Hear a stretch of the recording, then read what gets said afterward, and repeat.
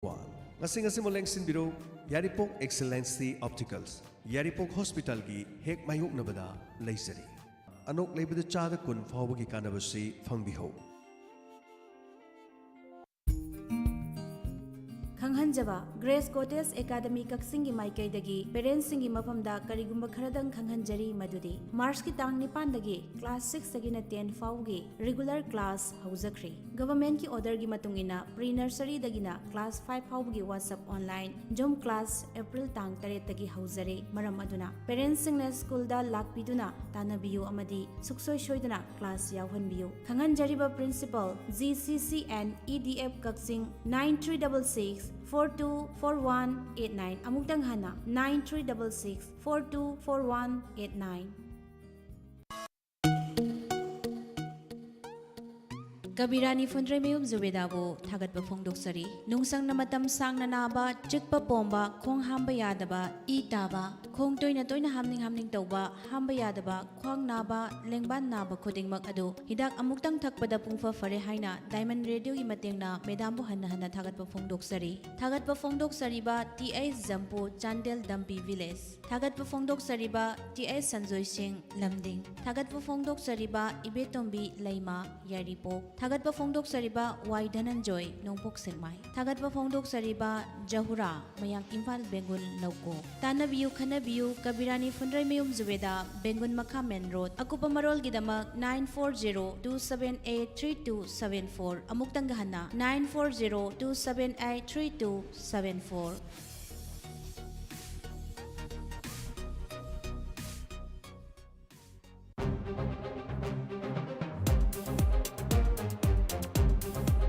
Good morning, Diamond.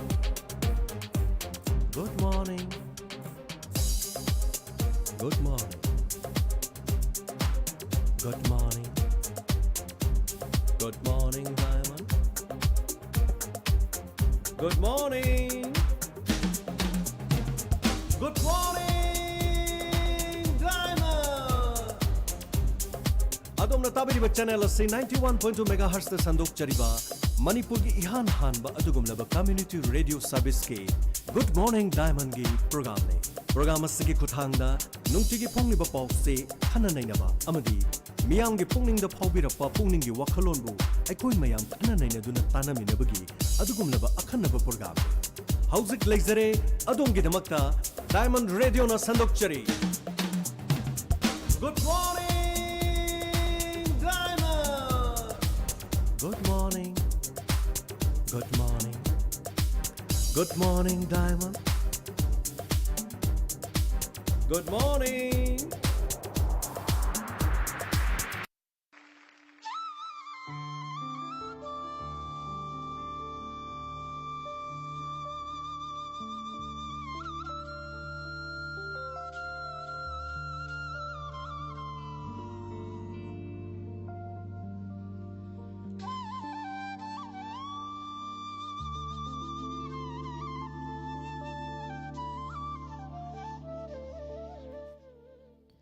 अहानबमक्तदा good morning Diamond की थौरम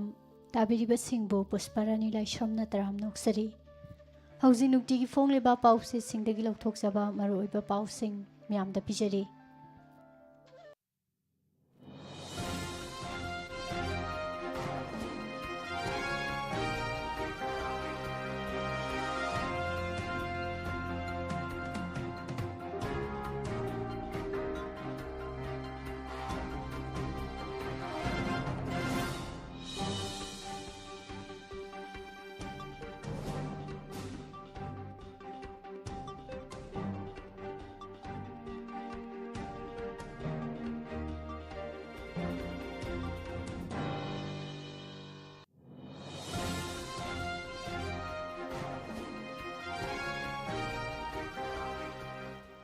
सचिबु की मरीनी पानबा याइफरा बंगमसे इंग्लिसिंग अनि कुनगा माथोय एप्रिल की तारीख 13 इराय नुमित असिगी अहानबदा मरोइबा पाव ओ हेनरी बो MLA ओहन खिबा रिजल्ट हाई कोर्ट न सना हंदना थमदुना इराबोट पु वांखै की MLA नि हाइदुना लाउथोखरे लेबाक असिदा कोविड-19 गे अनौबा केस थेंगनबगी सांग अतिया पकना वांखलकपगा लोइनना ꯅꯣꯡꯃ ꯈꯛꯇꯪꯗ ꯔꯦꯀꯣꯔꯗ ꯑꯣꯏꯅ ꯀꯦꯁ ꯂꯥꯛ 2 ꯍꯦꯟꯅ ꯊꯦꯡꯅꯈ꯭ꯔꯦ ꯍꯥꯏꯔꯤ꯫ ꯀꯧꯕ꯭ꯔꯨ ꯂꯩꯈꯥꯗ ꯂꯥꯏꯅꯤꯡꯊꯧ ꯁꯅꯥꯃꯍꯤ ꯂꯥꯏꯁꯪꯒꯤ ꯁꯔꯨꯛ ꯈꯔ ꯃꯩꯅ ꯆꯥꯛꯈ꯭ꯔꯦ꯫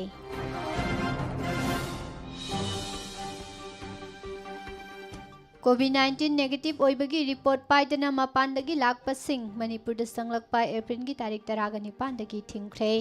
ꯑꯦꯛꯇꯤꯚ ꯀꯦꯁ ꯃꯁꯤꯡ 498 ꯌꯧꯔꯦ꯫ ꯚꯦꯛꯁꯤꯟ ꯀꯥꯞꯄ ꯃꯤꯑꯣꯏ ꯂꯥꯛ 1 ꯍꯦꯟꯈ꯭ꯔꯦ꯫ ꯃ꯭ꯌꯥꯟꯃꯥꯔꯗꯒꯤ ꯂꯥꯟꯖꯦꯜꯂꯛꯄꯁꯤꯡ ꯀꯣꯏꯆꯠ ꯆꯠꯇꯨꯅ ꯂꯩꯍꯟꯕꯤꯒꯅꯨ ꯍꯥꯏꯅ ꯀꯣꯀꯣꯃꯤꯒꯤ ꯃꯥꯏꯀꯩꯗꯒꯤ ꯐꯣꯡꯗꯣꯔꯛꯂꯤ꯫ ꯃꯩꯇꯩꯅ ꯀꯅꯥꯒꯨꯝꯕ ꯑꯃꯠꯇꯕꯨ ꯃꯥꯡꯅꯅꯕ ꯁꯤꯟꯈꯤꯕ ꯂꯩꯇ꯭ꯔꯦ ꯍꯥꯏꯅ MP ꯂꯩꯁꯦꯝꯕ ꯁꯅꯥꯖꯥꯎꯕꯅ ꯐꯣꯡꯗꯣꯔꯛꯂꯤ꯫ NEET PG ꯑꯦꯛꯖꯥꯝ ꯌꯩꯊꯣꯛꯈ꯭ꯔꯦ꯫ ꯗꯣꯛꯇꯔ ꯁ꯭ꯌꯥꯝ ꯁꯨꯟꯗꯔꯒꯤ ꯃꯊꯛꯇ ꯂꯩꯉꯥꯛꯅ ꯐꯥꯏꯜ ꯇꯧꯔꯛꯄ ꯑꯄꯤꯜ ꯍꯥꯏꯀꯣꯔꯠꯅ ꯑꯃꯨꯛꯀꯁꯨ ꯗꯤꯁꯃꯤꯁ ꯇꯧꯈ꯭ꯔꯦ꯫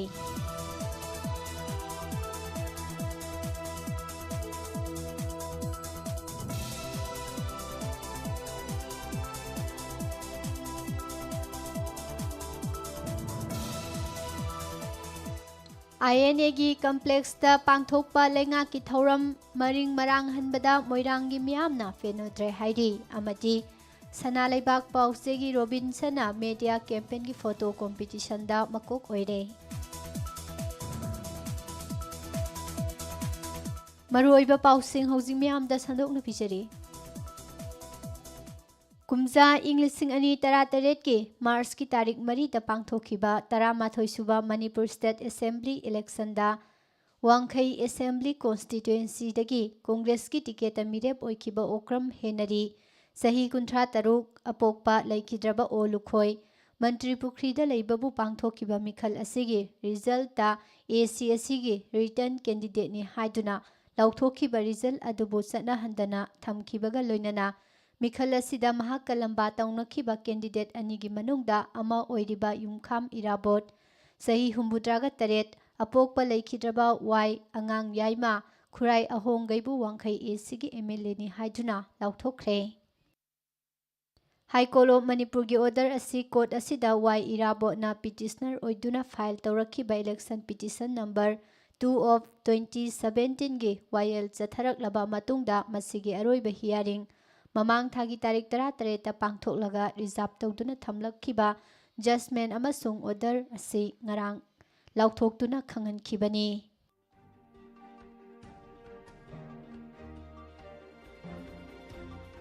ꯂꯩꯕꯥꯛ ꯑꯁꯤꯗ COVID-19ꯒꯤ ꯑꯅꯧꯕ ꯀꯦꯁ ꯊꯦꯡꯅꯕꯒꯤ ꯆꯥꯡ ꯑꯇꯤꯌꯥ ꯄꯛꯅ ꯋꯥꯡꯈꯠꯂꯛꯄꯒ ꯂꯣꯏꯅꯅ ꯅꯣꯡꯃ ꯈꯛꯇꯪꯗ ꯔꯦꯀꯣꯔꯗ ꯑꯣꯏꯅ ꯀꯦꯁ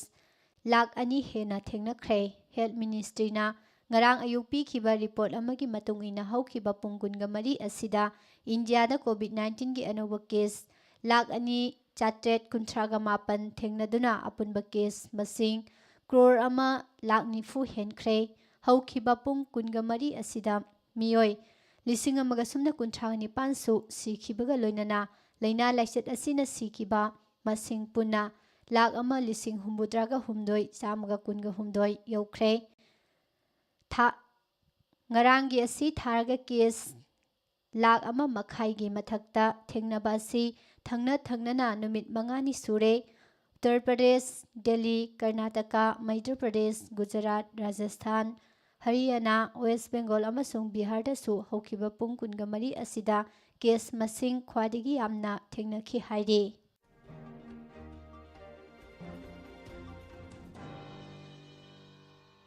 ꯂꯩꯕꯥꯛ ꯑꯁꯤꯗ COVID-19ꯒꯤ ꯀꯦꯁ ꯊꯦꯡꯅꯕꯒꯤ ꯆꯥꯡ ꯈꯪꯍꯦꯟ ꯍꯦꯟꯒꯠꯂꯛꯈꯤꯕ ꯑꯁꯤꯅ ꯃꯔꯝ ꯑꯣꯏꯔꯒ national eligibility cum entrance test post graduate NEET PG exam ꯏꯪ 2019 ꯌꯩꯊꯣꯛꯂꯦ ꯍꯥꯏꯔꯤ꯫ ꯑꯦꯛꯖꯥꯝ ꯑꯁꯤ ꯑꯦꯄ꯭ꯔꯤꯜꯒꯤ ꯇꯥꯔꯤꯛ 19ꯗ ꯄꯥꯡꯊꯣꯛꯅꯅꯕ ꯊꯧꯔꯥꯡꯂꯝꯕꯅꯤ꯫ ꯑꯗꯨꯕꯨ ꯑꯦꯛꯖꯥꯝ ꯑꯁꯤ ꯄꯥꯡꯊꯣꯛꯀꯗꯕ ꯃꯇꯝ ꯅꯧꯅ ꯑꯃꯨꯛ ꯂꯦꯞꯇꯨꯅ ꯂꯥꯎꯊꯣꯛꯂꯒꯅꯤ꯫ ꯑꯦꯛꯖꯥꯝ ꯌꯩꯊꯣꯛꯄꯒꯤ ꯐꯤꯔꯦꯞ ꯑꯁꯤ ꯅꯍꯥ ꯑꯣꯏꯔꯤꯕ ꯃꯦꯗꯤꯀꯦꯜ ꯃꯍꯩꯔꯣꯏꯁꯤꯡꯒꯤ ꯍꯛꯆꯥꯡ ꯐꯅ ꯂꯩꯍꯟꯅꯅꯕꯒꯤ ꯄꯥꯟꯗꯝꯗ ꯂꯧꯔꯛꯈꯤꯕꯅꯤ ꯍꯥꯏꯅꯁꯨ ꯌꯨꯅꯤꯌꯟ ꯍꯦꯜꯊ ꯃꯤꯅꯤꯁꯇꯔ ꯗꯣꯛꯇꯔ ꯍꯔꯁ ꯕꯔꯙꯟꯅ ꯐꯣꯡꯗꯣꯔꯛꯂꯤ꯫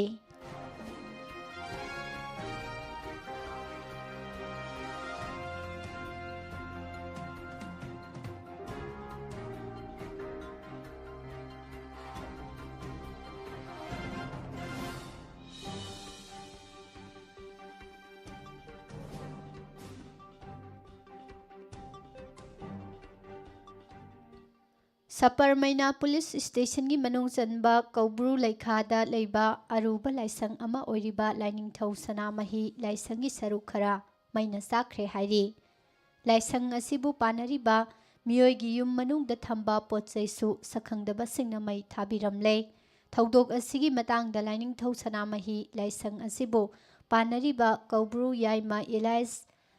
साइखोगिन किपकेना फोंदोरकपदा थौदोक असि नहान नुमिदांग पुंग निपालोम ताबदा थोखिबनी महाकना लाइसंग असिगी लाइटिनगी थौरम लोइरबा मतुंग लाइसंग असिदगी खरा लापना सिंथक्ता थबक अमा चलुरगा हलकपदा लाइसंग असि मैना चिंगननिंगाई ओइबा मवोंगदा चाकलगा लैरंबनी अदुगा लाइसंग असिगी मनुंगदा लैबा सनामहीदी मैना चाकपा सिदा यावखिदे अदुम ओइनमक लाइसंग असिगी मथक थंगबा सरुक खरदी मैना चाकलमखी लाइसंग असिगा थंगनना लैरिबा महाकी युमगी सरुक खरा अमदी युम मनुंगदा थंबा सिंग तुमनबा मोंपाक अमदी चाखुमदा थंबा पोचै खरसु सखंगदबा सिंगना मै थाबिरमले हाइरी मै थारमलिबासि कनाना करी मरमगिदमक थारमबनो हाइबा हौजिक फावबगी ओइनदी चपचाना खंगबा ngamdri थौदोक असिगी मतांगदा सपरमैना पुलिसना केस अमा लौखतुना थिजिनबा हौख्रे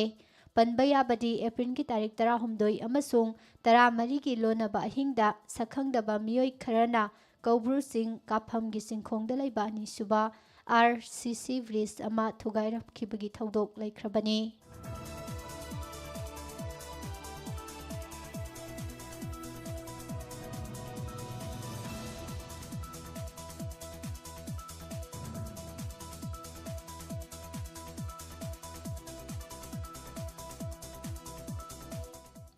मैतै फुरुप की थमोई सोकपा याबा कयादा पाइरगा सानरकपा असि मतम सांगलक्ले मैतैना कनागुंबा अमतबु मांगनबा सिनखिबा लैत्रि मतम सुपदा नुंसिनबगी थाजबदा लैजबा फुरुपनि हाइना राज्य सभागी MP सु ओइरिबा निंगथौ लैसेमा सनाजावबना फोंदोरकले उमंगलाइ सिंथा महैरोइलुप उसिलगी नौना थौपुगदबसिंग निंगथौ लैसेमा सनाजावबना वासकलौबगी थौरम अमा सना कोनुंगदा पांथोखी थौरम असिदा निंगथौ लैसेमा सनाजावबना लमदम असिदा फुरुप कांगलुपसिंग असि मसागी lining लाइसोन कयागा लोइनना पुन्ना लैमिनरिबनी अपुनबगी वाखलोन असिबु पामजना ngak sengadabani kanglub amaga gi marakta karigumba ama thoglakpada tauba yade nungsinagadabani haribasi maitai ekhoini adubo handak sahi khara asida maitai furup ki thamoi sokpa yaba khara laiminariba kanglub kharana sentiment si pairaga sanabasi taubiganu maitai singsi yamna fabani hauji su kaubru da thogliba thaudok asigi matangda wafam kaya थमलकले वाफमसिंग असि इसिंगदा हाइरगा ब्रोंग सौदुना लेरबा इसिंगनी इहौ असिना लाकपदा लाकना फानबा ngamlaktabasु याय मैतै इसिल इनाउसिंगसु पुकनिंग फाथाबियु नुंगाइतबा फाउरिबसिंग को हननबा लंबी पुथोकनबा होनजगे chief minister गा उनादुना करी तौबा याबगे हाइबदु तानगे एखोइ नुंसिनना लेमिनसि वखल फाथादुना लैबियु हाइखि उमंगलाई हराउबा हाइबसी मैतै एखोइगिदी सागोनदुना लाक्लबा अमनी उमंगलाई हराउबा कन्ननबा होटनरिङैदा उकल थोलक्ले मसिदगी हौजी उसिल अमुक थोलक्पसि नुंगाइ नहासिंग याउना इपा इपुगी खुंगुल लिबा थोलक्ले खनबदा सौथोक्सबा पोइ हाइनसु महांगना मखा ताखि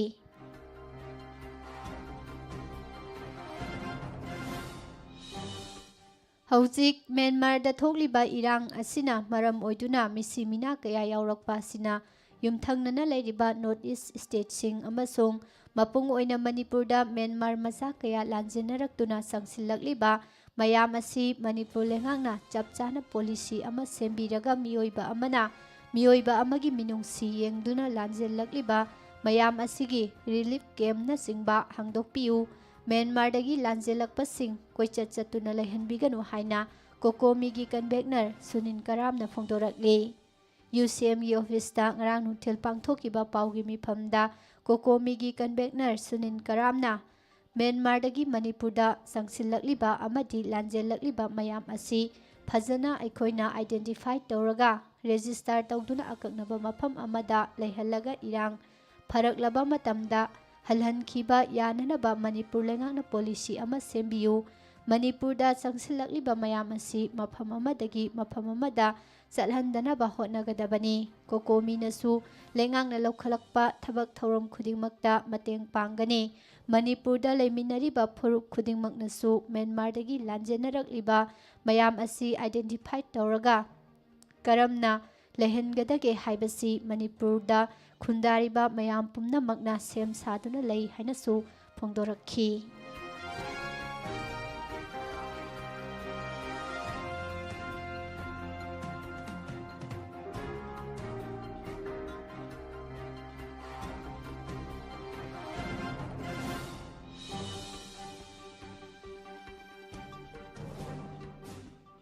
मणिपुरदा हौखिबा नुमित खरनी असिदा नुमित खुदिंगी एक्टिव केस मसिंग हेंगलक्पा असिगी येंगलगा सेक्सिन थौरांग लौखटपा ओइना कोविड-19 नेगेटिव ओइबगी रिपोर्ट पाइदना मपानदगी लाकपसिंग मणिपुरदा संगलक्पा एप्रिल की तारीख 19 अथिंगबा थमख्रे मणिपुर लेंगाकी हेल्थ एंड फैमिली वेलफेयर की डेप्यूटी सेक्रेटरी सोइमिन लियन लेंगेना थोखिबा ऑर्डर अमगी मतुंग इना फ्लाइट तोंगदुना नत्रगा लेकंग लंबीदा मणिपुर की मपानदगी लाकपा मियोइसिंगना मणिपुरदा थुंगलगदबा पुंग हुंबुद्रागा निथोइगी मनुंगदा RT-PCR TrueNet CVN AAT COVID-19 test तौदुना नेगेटिव ओइबगी रिपोर्ट पाइरक्पा खक्तमक स्टेट असिदा संबगी अयाबा पीगनी हाइबा वाफम असि एप्रिल की तारीख 19 चटनबा हौगनी लोइनना लौखलक्लिबा सेक्शन थौरांग असि मरी लेनबसिंगना मपुंग फाना ngakna चटना हनगदबनी लोइनना आर्मी अमदि सेंट्रल आर्म पुलिस फोर्स के यूनिट खुदिंगमकना सु मखोइगी पर्सनल सिंगना मणिपुर संगलक्पदा कोविड-19 की टेस्ट तौननबा थौरांग लौखटगदबनी हाइनसु ऑर्डर असिदा पल्ली स्टेट असिदा ngarang सु कोविड-19 की एक्टिव मसिंग हेंगलक्तुना चामगनी फुमाथोय यौख्रे लोइनना मियोइ 19 नौना पॉजिटिव ओइख्रे हौखिबा पुंग कुनगा मरीगी मनुंगदा नौना पॉजिटिव ओइबा मियोइसिंग असिगी मनुंगदा जनरल पॉपुलेशन की मियोइ 15 अमसुंग सेंट्रल आर्म पुलिस फोर्स की पर्सनल मंगा याउरी मणिपुर की ओइना अपुनबा केस मसिंग 19,900 सुरे लेना लाइचत असिदगी फगलक्लबा अपुनबा केस मसिंगना 19,900 निथोय यौरे फगलक्पगी सांगसु हानदगी हंथरक्तुना 9.2 लेरे अदुगा केस 194 एक्टिव ओइरी एक्टिव केस सिंग असिदा जनरल पॉपुलेशन की मियोइ 119 अमसुंग सेंट्रल सिक्योरिटी पर्सनल 19 याउरी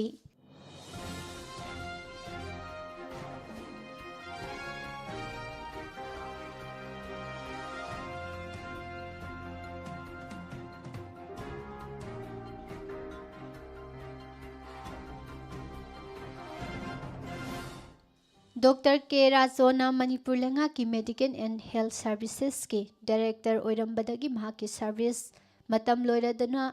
सुपर एनुएशन दा थबक सिदगी पोथाख्रबा मतुंगदा FR 56D की रूल्स अमसुंग मणिपुर लेंगाकना ममांग थक्ता सुपर एनुएशन दा रिटायर तौरबा मियोइ अमबु री एम्प्लॉयमेंट सर्विस एक्सटेंशन तौबदा पुमथिंग थिंगजिंदुना लाखिबबु थुगाइदुना था तरुक की लोइसंगसिगी डायरेक्टर ओइना कॉन्ट्रैक्ट बेसिसता हापसिनखिबगी मायोक्ता हाई कोर्टता सोकनरखिबा लोगी लानसिंगी कोर्टसिना वायल पिरक्पा लोइद्री चलिबा था असिगी मापंदा चीफ जस्टिस संजय कुमार अमसुंग जस्टिस खोइराकपम नोबिन की डिवीजन बेंच न पीखिबा ऑर्डर अमदसु लेंगा की चीफ सेक्रेटरी न लुसिंगबा मकोक थोंबा ऑफिशियल अहुंगी माइकैदगी फाइल तौरखिबा रिट अपील नंबर 25 ऑफ 2021 असिसु डिसमिस तौख्रे हाइदे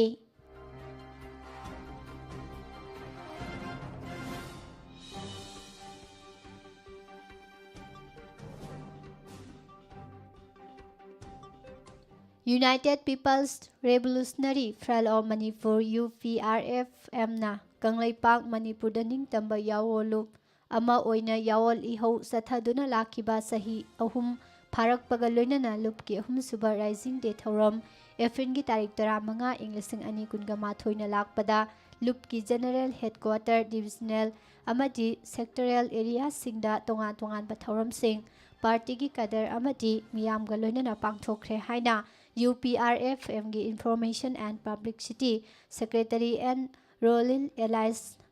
थौपांगबा मैतेना थादोरकपा चेरोल अमना फोंदोरकले कंगलैपाक कम्युनिस्ट पार्टी KCP गी निफुगा माथोरक सुबा मपोक कुमोन नुमित की मपुंग ओइबा थौरम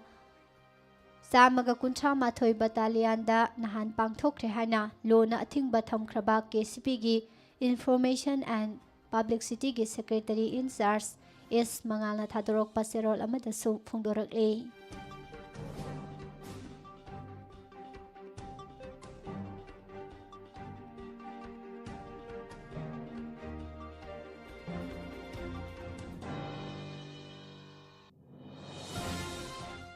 मोइरांग लैबा INA मेमोरियल कॉम्प्लेक्स दा INA गी मसु अहुम गी फिराल सिंखटखिबगी 73 सुबा निंगसिंग थौरम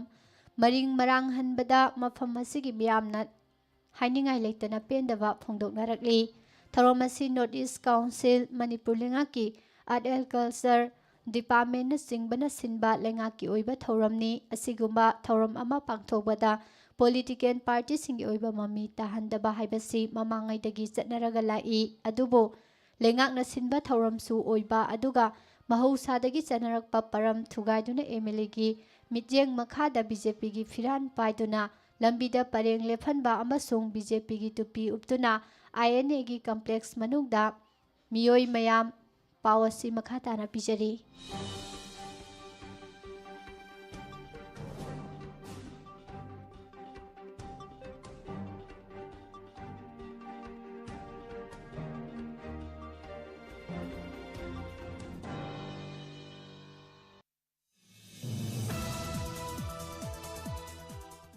मियोई मयाम लेखिबा थौरम पांगथोकफम मनुंगदा BJP गी वर्कर तुपी उपलगा फमहनबा अमसुंग MLA सरचंद्रना BJP गी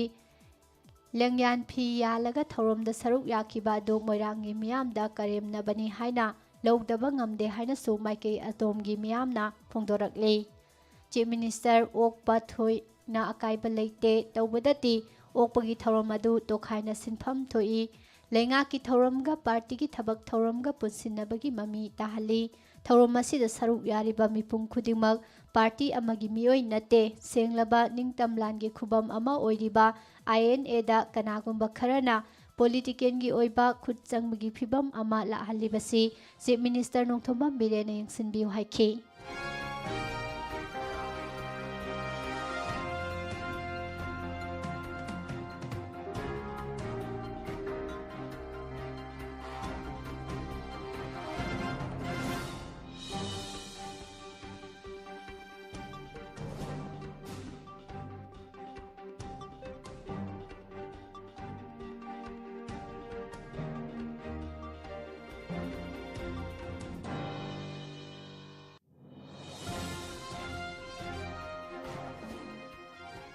सोशल वर्कर खागोपम खंबना स्पॉन्सर तौरगा बिजन खुराई नसिदुना खुराई अवांग कोंगपा लाइसोम लेकाइदा लैबा KH खंबगी युमदा Manipur state commission for women गे ट्रांसजेंडर वुमेन सेल गी कोऑर्डिनेटर ओइना हबलखरबा TH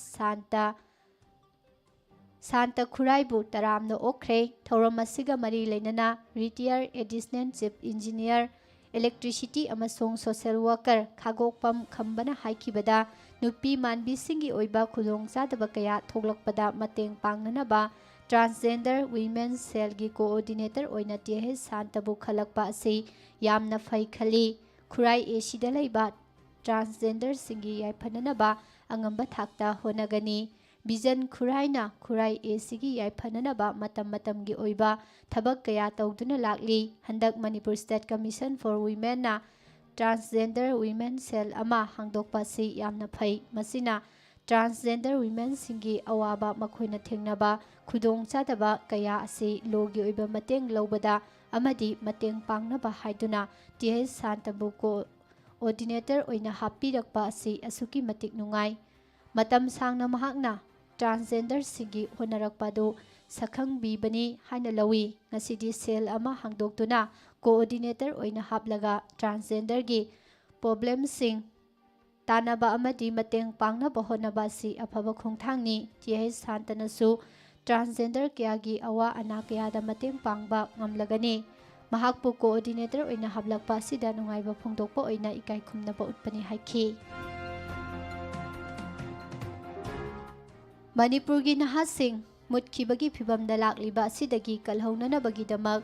sel khakki-damak khallaga aikhoigi ireibak asibu yonthokani khalliba amadi seldabu mikaduna drug lalolibasing asi maru phangna muthallabatada ifurup asi kanba ngamgani haina takdona puthokpa maitei sahi haubagi calendar form-gi thauramda thangmaiban AC-gi MLA khumukjam Joy Kisana phongdokkhre Ngarangi thauram asiga mari leinana mahakna makha tana phongdorakpada drug lalonbada achau pisak khaidana pumnamakpu maru phangna muthallabatada aikhoigi ifurup asigi imong manungi isasing kanba ngamgani makhoibu kannanabagidamak drug lalonbasing miyamna punna muthatminasi ngasi nomanini asida maitai singi senglaba laifamlen Kobruda thoglakliba thodok asi yamna nungaitaba thodokni matam kharagi mamangdagi hauna masida muknabagumna laklibasi nungaite aikhoina ningsingba thoktraba matamdagi hauna Kobru ipagi laifamlen asi maitaigi senglaba mafamni haibasi yetnaba leitana puwaliga sagonaduna laklabani matam kharagi mamangdagi hauna kanagumba political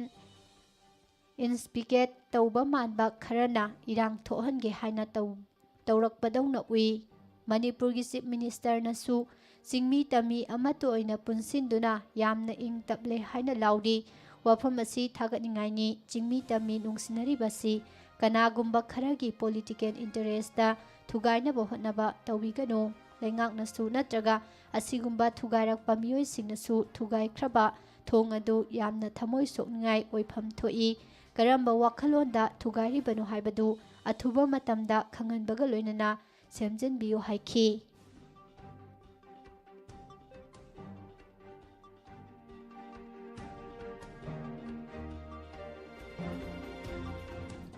Dr. B.R. Ambedkar gi samga kuntrarak suba mapok kumon galoinana Manipur Police ki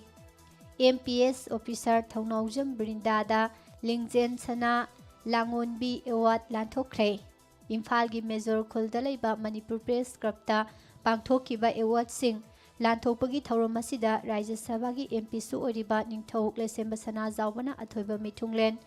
thauram asigi manung chana Manipur gi athoibi mamom loi Ewadna Professor Rose Mangsi Haukip Tapiki aduga Manipur gi athoiba mapari Ewadna Professor NG Kangjia Mangang SP Lighting Tangkhul amadi MD Jiaudinda Pikhi ngarang lanthokiba manasing asida sel amasung saitesalga loinana lengyan phi yauri tharum asida athoiba mithunglen oikiba Lesemba Sana Zawbana phongdorakpada Kanglup Phurup ki oina akhuba mityang leramba leibak ama oirambado Bharat Ratna Baba Saheb Dr. B.R. Ambedkar na punsinnaba honaki mapangan kanba amasung yamna nungsinaba leibak ama oinanaba hotnabadasu mahangna Indian Constitution semgalakpagi pukhatnaba hotnarami tongan bahiramda sujanumjaribasingbu masak khangbiba amasung khut paiduna chatminnaduna mateng pangnabagi wakhalonda hojik changsilakliba sida nungaiba phawi haiki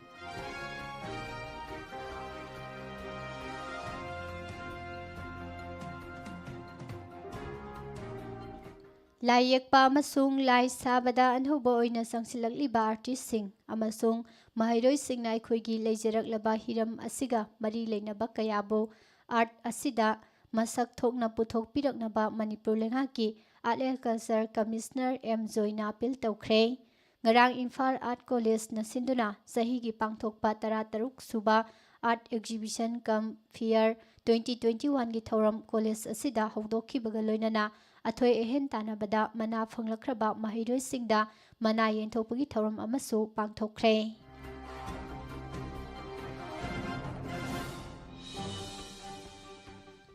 Bisnupur Police Station gi manung chanba Taubul Awang Laikai-da nahan ayuk pung 8 tabada laibak thiba thodok amada isingda iraknariba sahi 8 mukta ngariba nupa masa ama kannanaba honabada sahi 58 ki ahal ama iraknaduna laikidre ꯏꯔꯥꯛꯅꯗꯨꯅ ꯂꯩꯈꯤꯗ꯭ꯔꯕ ꯃꯤꯑꯣꯏ ꯑꯁꯤꯒꯤ ꯃꯃꯤꯡ ꯊꯣꯛꯆꯣꯝ ꯅꯟꯗꯦꯀꯦꯁꯣꯔ ꯑꯄꯣꯛꯄ ꯂꯩꯈꯤꯗ꯭ꯔꯕ ꯏꯕꯣꯝꯆꯥ ꯀꯧꯏ꯫ ꯃꯍꯥꯛ ꯇꯧꯕꯨꯜ ꯑꯋꯥꯡ ꯃꯌꯥꯏ ꯂꯩꯀꯥꯏ ꯁꯤꯡꯂꯨꯞ ꯀꯃꯤꯇꯤꯒꯤ ꯚꯥꯏꯁ ꯄ꯭ꯔꯁꯤꯗꯦꯟꯠ ꯑꯃꯁꯨ ꯑꯣꯏꯔꯝꯕꯇ ꯅꯠꯇꯅ ꯑꯥꯔꯃꯤꯒꯤ ꯊꯕꯛꯇꯒꯤ ꯄꯣꯊꯥꯗꯨꯅ ꯂꯩꯔꯛꯈꯤꯕꯅꯤ꯫ ꯃꯍꯥꯛꯅ ꯃꯁꯥꯒꯤ ꯉꯥꯌꯣꯛ ꯀꯣꯝꯗꯒꯤ ꯍꯜꯂꯛꯄꯗ ꯅꯨꯄꯥꯃꯆꯥ ꯑꯅꯤꯅ ꯂꯩꯀꯥꯏꯗꯨꯒꯤ JCPꯅ ꯇꯧꯕ ꯀꯨꯏꯗ꯭ꯔꯤꯕ ꯉꯥꯒꯤ ꯄꯨꯈ꯭ꯔꯤ ꯑꯃꯗ ꯉꯥ ꯑꯁꯤꯕ ꯇꯥꯎꯗꯨꯅ ꯂꯩꯔꯤꯕ ꯑꯗꯨ ꯂꯧꯈꯠꯅꯅꯕ ꯇꯧꯔꯨꯕꯗ ꯆꯍꯤ 8ꯀꯤ ꯅꯨꯄꯥꯃꯆꯥ ꯑꯗꯨ ꯏꯔꯥꯛꯅꯕ ꯎꯕꯗꯒꯤ ꯃꯍꯥꯛꯅ ꯄꯨꯈ꯭ꯔꯤ ꯑꯗꯨꯗ ꯆꯣꯡꯊꯔꯒ ꯅꯨꯄꯥꯃꯆꯥ ꯑꯗꯨ ꯄꯨꯈ꯭ꯔꯤ ꯃꯄꯥꯟꯗ ꯏꯟꯈꯠꯂꯝꯈꯤ꯫ ꯃꯗꯨꯒꯤ ꯃꯇꯨꯡꯗ ꯅꯨꯄꯥ ꯑꯗꯨ ꯏꯁꯤꯡꯗ ꯂꯨꯞꯊꯈꯤꯕꯅꯤ꯫ ꯃꯍꯥꯛꯅ ꯀꯜꯍꯧꯔꯕ ꯅꯨꯄꯥꯃꯆꯥ ꯑꯃꯗꯤ ꯑꯇꯣꯞꯄ ꯅꯨꯄꯥꯃꯆꯥ ꯑꯗꯨꯅ ꯂꯥꯎꯔꯛꯄꯗꯒꯤ ꯃꯤꯌꯥꯝꯅ ꯊꯤꯕ ꯍꯨꯝꯕ ꯇꯧꯕꯗ ꯄꯨꯈ꯭ꯔꯤ ꯑꯗꯨ ꯂꯨꯃꯟꯕꯅ ꯊꯤꯕ ꯋꯥꯈꯤ꯫ ꯀꯥꯏꯅꯊꯪꯗ ꯏꯁꯤꯡ ꯃꯅꯨꯡꯗꯒꯤ ꯅꯨꯄꯥ ꯑꯁꯤꯒꯤ ꯍꯛꯆꯥꯡ ꯑꯗꯨ ꯐꯪꯈꯤꯕꯒ ꯂꯣꯏꯅꯅ ꯈꯨꯗꯛꯇ ꯗꯤꯁꯇ꯭ꯔꯤꯛ ꯍꯣꯁꯄꯤꯇꯥꯜ ꯕꯤꯁꯅꯨꯄꯨꯔꯗ ꯄꯨꯈꯠꯈꯤ ꯑꯗꯨꯕꯨ ꯃꯍꯥꯛ ꯍꯥꯟꯅꯅ ꯁꯤꯔꯝꯂꯦ ꯍꯥꯏꯕ ꯈꯪꯕ ꯉꯝꯈꯤ꯫ ꯑꯃꯔꯣꯝꯗ ꯂꯥꯏꯕꯛ ꯊꯤꯕ ꯊꯧꯗꯣꯛ ꯑꯁꯤꯗ ꯊꯧꯅꯥ ꯐꯅ ꯅꯨꯄꯥꯃꯆꯥ ꯑꯁꯤ ꯀꯟꯕꯤꯔꯝꯂꯒ ꯃꯍꯥꯛꯅ ꯂꯩꯈꯤꯗꯕꯒꯤ ꯂꯥꯏꯕꯛ ꯊꯤꯕ ꯊꯧꯗꯣꯛ ꯑꯁꯤꯒꯤꯗꯃꯛ ꯇꯧꯕꯨꯜ ꯑꯋꯥꯡ ꯃꯌꯥꯏ ꯂꯩꯀꯥꯏ ꯁꯤꯡꯂꯨꯞ ꯀꯃꯤꯇꯤꯒꯤ ꯊꯧꯃꯤꯁꯤꯡꯅ ꯅꯨꯡꯉꯥꯏꯇꯕ ꯐꯣꯡꯗꯣꯛꯈ꯭ꯔꯦ꯫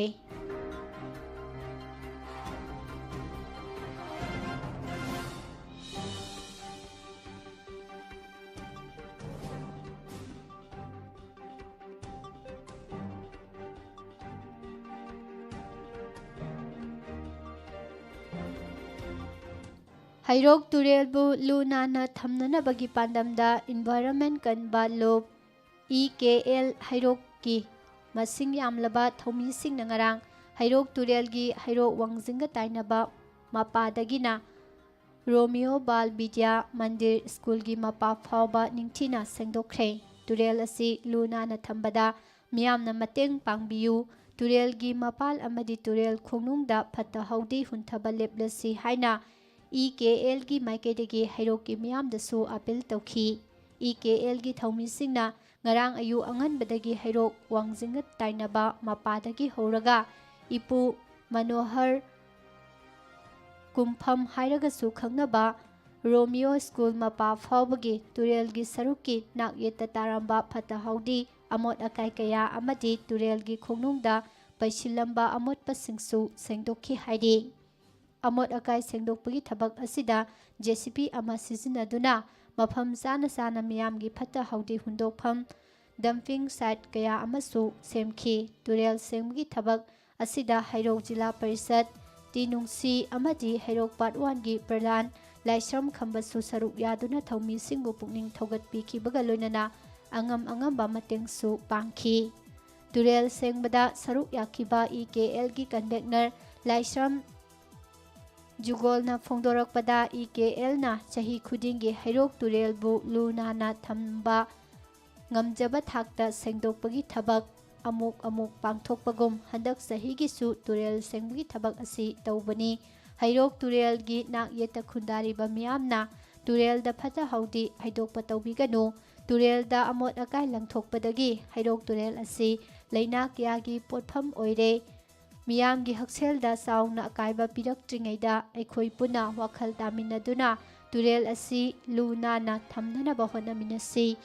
EKLꯒꯤ ꯃꯥꯏꯀꯩꯗꯒꯤ ꯇꯨꯔꯦꯜ ꯃꯄꯥꯟꯗ ꯃꯐꯝ ꯆꯥꯅ ꯐꯠꯇ ꯍꯥꯎꯊꯤ ꯍꯨꯟꯗꯣꯛꯐꯝ ꯀꯣꯝꯀꯌꯥ ꯇꯧꯔꯦ꯫ ꯃꯤꯌꯥꯝꯅꯁꯨ ꯀꯣꯝꯁꯤꯡ ꯑꯁꯤ ꯁꯤꯖꯤꯟꯅꯕꯤꯗꯨꯅ ꯃꯐꯝ ꯑꯁꯤꯗ ꯐꯠꯇ ꯍꯥꯎꯊꯤ ꯊꯥꯗꯕꯤꯌꯨ ꯍꯥꯏꯅꯁꯨ ꯃꯍꯥꯛꯅ ꯃꯈꯥ ꯇꯥꯅ ꯐꯣꯡꯗꯣꯛꯈꯤ꯫ ꯂꯝꯗꯝ ꯑꯁꯤꯗ ꯃꯇꯝ ꯁꯥꯡꯅ ꯑꯔꯥꯟꯕ ꯃꯑꯣꯡꯗ ꯃꯤꯆꯝꯁꯤꯡꯗ ꯑꯣꯠ ꯆꯥꯏꯗꯨꯅ ꯃꯩꯇꯩ ꯁꯅꯥꯃꯍꯤ ꯂꯥꯏꯅꯤꯡ ꯅꯥꯠꯀꯤ ꯎꯃꯪ ꯂꯥꯏ ꯍꯔꯥꯎꯕ, ꯀꯣꯡꯕ, ꯂꯩꯊꯣꯡ ꯐꯥꯠꯄ, ꯁꯔꯣꯏ ꯈꯥꯡꯕ, ꯀ꯭ꯋꯥꯛ ꯇꯥꯟꯕ, ꯁꯩꯊꯥꯕ ꯑꯃꯗꯤ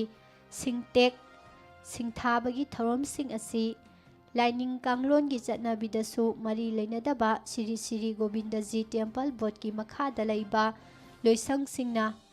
ꯄꯥꯏꯐꯝ ꯊꯣꯛꯂꯤꯕ ꯍꯥꯏꯕꯁꯤꯒꯤ ꯃꯇꯥꯡꯗ ꯆꯤꯐ ꯃꯤꯅꯤꯁꯇꯔ N. ꯕꯤꯔꯦꯟꯅ ꯂꯨꯆꯤꯡꯕ BJPꯒꯤ ꯆꯨꯡꯁꯤꯟꯅꯕ ꯂꯩꯉꯥꯛ ꯑꯃꯁꯨꯡ ꯂꯩꯕꯥꯛ ꯃꯤꯌꯥꯝꯒꯤ ꯃꯐꯝꯗ ꯂꯨꯋꯥꯡ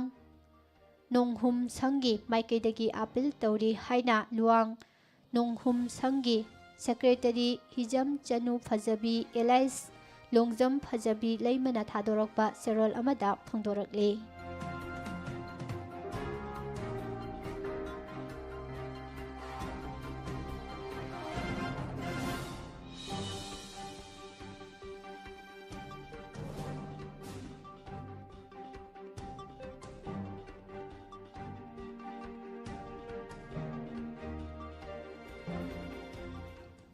ꯎꯉꯝꯂꯦꯟ ꯄꯇꯥ ꯂꯣꯟꯅ ꯄꯇꯥ ꯇꯥꯁꯤꯜꯂꯛꯄ ꯌꯥꯔꯣꯏ ꯍꯥꯏꯕ ꯈꯣꯜꯂꯥꯎ ꯂꯥꯎꯇꯨꯅ ꯉꯔꯥꯡ ꯀꯨꯝꯕꯤ ꯀꯦꯟꯗ꯭ꯔꯒꯤ ꯃꯅꯨꯡ ꯆꯟꯅ ꯂꯩꯕ ꯏꯊꯥꯏ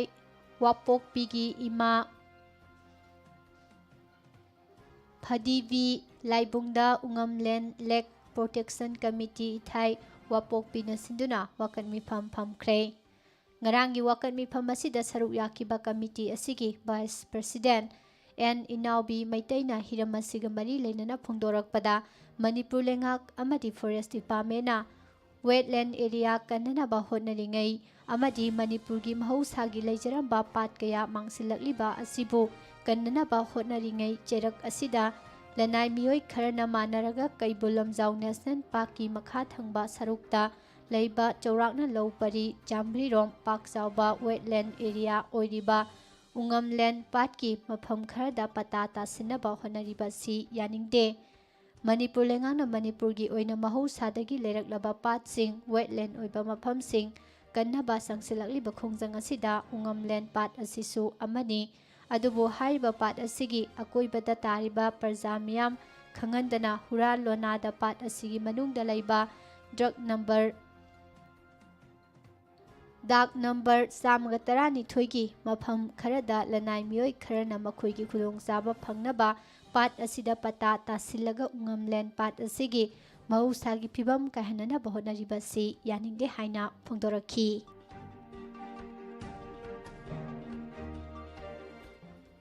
ꯏꯕꯣꯇꯣꯝꯕꯤ ꯃꯦꯃꯣꯔꯤꯌꯦꯜ ꯆꯦꯔꯤꯇꯦꯕꯜ ꯇ꯭ꯔꯁꯠꯅ ꯊꯥ 12ꯗ ꯍꯧꯗꯣꯛꯈꯤꯕ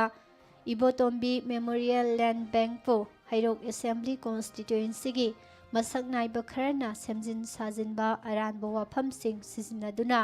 ꯃꯤꯅꯝꯕꯅꯤ ꯍꯥꯏꯕ ꯌꯥꯎꯅ ꯇꯣꯉꯥꯟ ꯇꯣꯉꯥꯟꯕ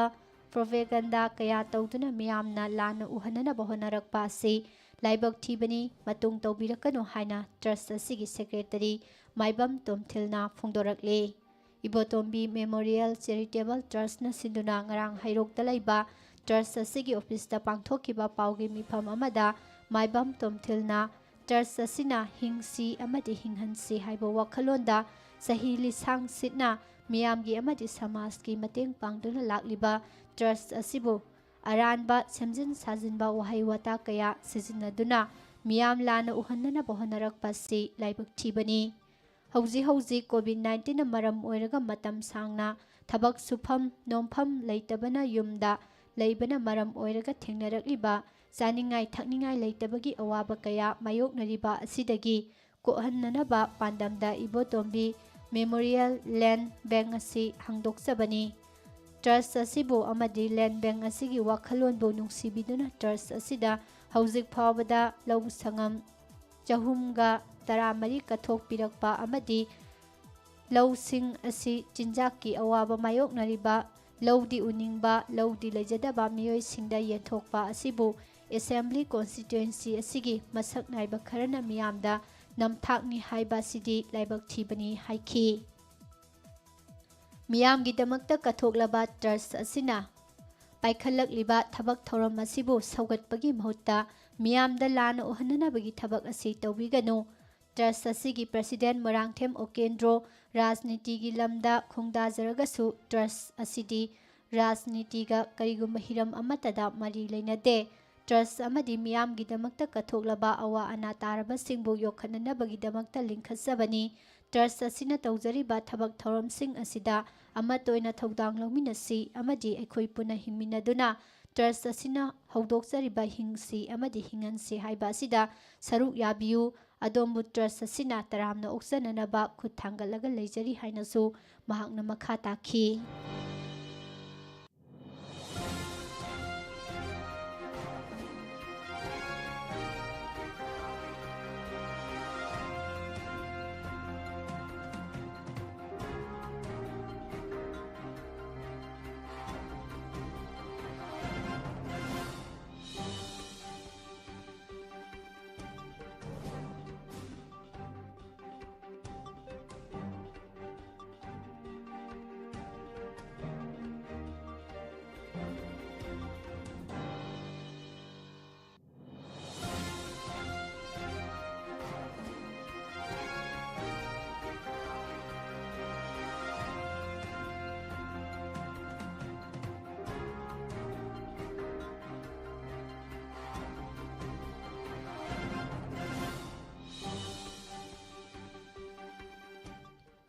ꯍꯧꯖꯤꯛ ꯂꯥꯛꯂꯤꯕ ꯅꯣꯡꯖꯨ ꯊꯥ ꯍꯥꯏꯕꯗꯤ ꯖꯨꯟ ꯖꯨꯂꯥꯏ ꯃꯃꯥꯡ ꯑꯁꯤꯗ ꯋꯥꯏꯁꯦꯜ ꯏꯁꯤꯡ ꯏꯔꯝꯁꯤꯒꯤ ꯄꯟꯊꯨꯡꯐꯝ ꯌꯧꯅꯅꯕ ꯏꯔꯝ ꯊꯤꯡꯂꯤꯕ ꯃꯐꯝꯁꯤꯡ ꯁꯦꯝꯍꯧꯕꯒꯤ ꯈ꯭ꯋꯥꯏꯗꯒꯤ ꯃꯇꯤꯛ ꯆꯥꯔꯕ ꯃꯇꯝ ꯑꯃꯅꯤ ꯍꯥꯏꯅ ꯋꯥꯏꯁꯦꯜ ꯃꯔꯤꯜ ꯁꯦꯝꯒꯠꯄ ꯂꯨꯞꯀꯤ ꯁꯦꯀ꯭ꯔꯦꯇꯔꯤ ꯖꯦꯅꯔꯦꯜ ꯅꯥꯎꯔꯦꯝ ꯗꯦꯕꯥꯟ ꯃꯉꯥꯡꯅ ꯊꯥꯗꯣꯔꯛꯄ ꯆꯦꯔꯣꯜ ꯑꯃꯗ ꯐꯣꯡꯗꯣꯔꯛꯂꯤ꯫ ꯀꯨꯝꯕꯤ ꯀꯣꯂꯦꯖꯀꯤ ꯄ꯭ꯔꯤꯟꯁꯤꯄꯥꯜꯅ ꯍꯧꯈꯤꯕ ꯃꯥꯔꯆꯀꯤ ꯇꯥꯔꯤꯛ 23ꯇ ꯄꯥꯎꯆꯦ ꯑꯃꯗ ꯊꯣꯛꯈꯤꯕ ꯅꯣꯇꯤꯁ ꯑꯗꯨ ꯆꯠꯅꯕ ꯌꯥꯔꯣꯏ, ꯃꯔꯝꯗꯤ ꯀꯣꯂꯦꯖ ꯑꯁꯤꯒꯤ ꯅꯧꯅ ꯆꯍꯤ 3ꯒꯤ ꯊꯧ ꯄꯨꯅꯅꯕ ꯁꯦꯝꯒꯗꯕ ꯒꯣꯚꯔꯅꯤꯡ ꯕꯣꯗꯤꯗ ꯌꯥꯎꯅꯤꯡꯕ ꯃꯦꯝꯕꯔꯁꯤꯡ ꯀꯧꯕꯗ ꯅꯣꯇꯤꯁ ꯑꯗꯨꯗ ꯏꯔꯤꯕꯗꯨ ꯃꯌꯦꯛ ꯁꯦꯡꯅ ꯃꯆꯥ ꯈꯥꯏꯅ ꯄꯔꯝ ꯆꯨꯝꯅ ꯐꯣꯡꯗꯣꯛꯇꯕꯒ ꯂꯣꯏꯅꯅ ꯌꯥꯝꯗ꯭ꯔꯕꯗ ꯅꯣꯇꯤꯁ ꯊꯣꯛꯄꯒꯤ ꯃꯇꯝ ꯊꯥ ꯑꯃ ꯄꯤꯒꯗꯕꯅꯤ ꯍꯥꯏꯕꯁꯤ RRꯗ ꯌꯥꯎꯖꯔꯕꯅꯤ꯫ ꯀꯔꯤꯒꯨꯝꯕ ꯑꯔꯥꯟꯕ ꯄꯥꯝꯕꯩꯁꯤꯡ ꯁꯤꯖꯤꯟꯅꯔꯒ ꯅꯝꯗꯨꯅ ꯀꯣꯂꯦꯖ ꯑꯁꯤꯒꯤ ꯒꯣꯚꯔꯅꯤꯡ ꯕꯣꯗꯤ ꯁꯦꯝꯖꯤꯟꯈꯤꯕ ꯇꯥꯔꯕꯗꯤ ꯃꯁꯤꯗ ꯊꯣꯛꯂꯛꯄ ꯑꯐ ꯐꯠꯇꯒꯤ ꯇꯦꯛꯆꯥꯛ ꯈꯨꯗꯤꯡꯃꯛ ꯄ꯭ꯔꯤꯟꯁꯤꯄꯥꯜꯅ ꯄꯨꯒꯗꯕꯅꯤ ꯍꯥꯏꯅ ꯀꯨꯝꯕꯤ ꯀꯦꯟꯗ꯭ꯔ ꯗꯤꯕꯦꯂꯞꯃꯦꯟꯠ ꯀꯃꯤꯇꯤ KKDCꯒꯤ ꯁꯦꯀ꯭ꯔꯦꯇꯔꯤ L ꯆꯤꯡꯂꯦꯟꯅ ꯊꯥꯗꯣꯔꯛꯄ ꯆꯦꯔꯣꯜ ꯑꯃꯗ ꯐꯣꯡꯗꯣꯔꯛꯂꯤ꯫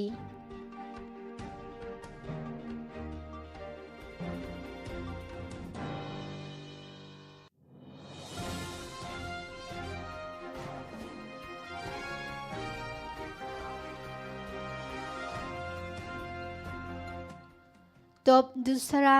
ꯌꯥꯔꯜ ꯚꯤꯂꯦꯖ 11 ꯐꯦꯗꯔꯦꯁꯟ VHLF ꯑꯃꯁꯨꯡ ꯈꯦꯇ꯭ꯔꯤꯒꯥꯎ ACꯒꯤ MLA ꯅꯍꯥꯛꯄꯝ ꯏꯟꯗ꯭ꯔꯖꯤꯠꯄꯨ ꯁꯣꯁꯤꯌꯦꯜ ꯋꯥꯔꯀꯔꯅꯤ ꯍꯥꯏꯖꯔꯤꯕ ꯁꯦꯛ ꯅꯨꯔꯨꯜ ꯍꯁꯟꯅ ꯃꯤꯌꯥꯝꯗ ꯂꯥꯟꯅ ꯎꯍꯟꯅꯅꯕ ꯍꯣꯠꯅꯔꯛꯂꯤꯕ ꯑꯁꯤ ꯂꯥꯏꯕꯛ ꯊꯤꯕꯅꯤ ꯍꯥꯏꯅ ꯇꯣꯞ ꯗꯨꯁꯔꯥ ꯌꯥꯔꯜ ꯚꯤꯂꯦꯖ 11 ꯐꯦꯗꯔꯦꯁꯟꯒꯤ ꯃꯥꯏꯀꯩꯗꯒꯤ ꯐꯣꯡꯗꯣꯛꯈ꯭ꯔꯦ꯫ ꯇꯣꯞ ꯗꯨꯁꯔꯥ ꯌꯥꯔꯜ VHLFꯒꯤ ꯑꯣꯐꯤꯁꯇ VHLF ꯑꯁꯤꯒꯤ ꯃꯦꯝꯕꯔꯁꯤꯡꯒꯤ ꯑꯣꯏꯕ ꯃꯤꯐꯝ ꯑꯃ ꯄꯥꯡꯊꯣꯛꯂꯕ ꯃꯇꯨꯡ ꯄꯥꯎꯃꯤꯁꯤꯡꯒ ꯎꯅꯕꯗ ꯇꯣꯞ ꯗꯨꯁꯔꯥ ꯌꯥꯔꯜ VHLFꯒꯤ ꯁꯦꯀ꯭ꯔꯦꯇꯔꯤ ꯍꯤꯖꯝ ꯁꯥꯟꯇꯤꯕꯂꯥꯅ ꯁꯣꯁꯤꯌꯦꯜ ꯋꯥꯔꯀꯔꯅꯤ ꯍꯥꯏꯔꯤꯕ ꯁꯦꯛ ꯅꯨꯔꯨꯜ ꯍꯁꯟꯅ ꯃꯤꯌꯥꯝ ꯇꯤꯟꯕ ꯃꯤꯐꯝ ꯑꯃꯗ ꯇꯣꯞ ꯗꯨꯁꯔꯥ ꯌꯥꯔꯜ VHLF ꯑꯃꯁꯨꯡ ꯈꯦꯇ꯭ꯔꯤꯒꯥꯎ ACꯒꯤ ꯅꯍꯥꯛꯄꯝ ꯏꯟꯗ꯭ꯔꯖꯤꯠꯅ ꯍꯧꯈꯤꯕ ꯃꯥꯔꯆꯀꯤ ꯇꯥꯔꯤꯛ 22ꯗ ꯃꯍꯥꯛꯀꯤ ꯃꯤꯡꯆꯠ ꯊꯤꯕ ꯌꯥꯕ ꯃꯑꯣꯡꯗ ꯋꯥꯐꯝ ꯐꯣꯡꯗꯣꯛꯈꯤ ꯍꯥꯏꯅ ꯁꯣꯁꯤꯌꯦꯜ ꯃꯤꯗꯤꯌꯥꯗ ꯐꯣꯡꯗꯣꯔꯛꯂꯤꯕ ꯋꯥꯐꯝ ꯑꯁꯤ ꯂꯥꯏꯕꯛ ꯊꯤꯕꯅꯤ꯫ ꯍꯤꯔꯝꯁꯤꯒꯤ ꯃꯇꯥꯡꯗ ꯅꯨꯃꯤꯠ 5ꯅꯤꯒꯤ ꯃꯅꯨꯡꯗ ꯃꯤꯌꯥꯝ ꯈꯪꯅ ꯁꯦꯡꯗꯣꯛꯄꯤꯔꯛꯎ ꯍꯥꯏꯔꯤ꯫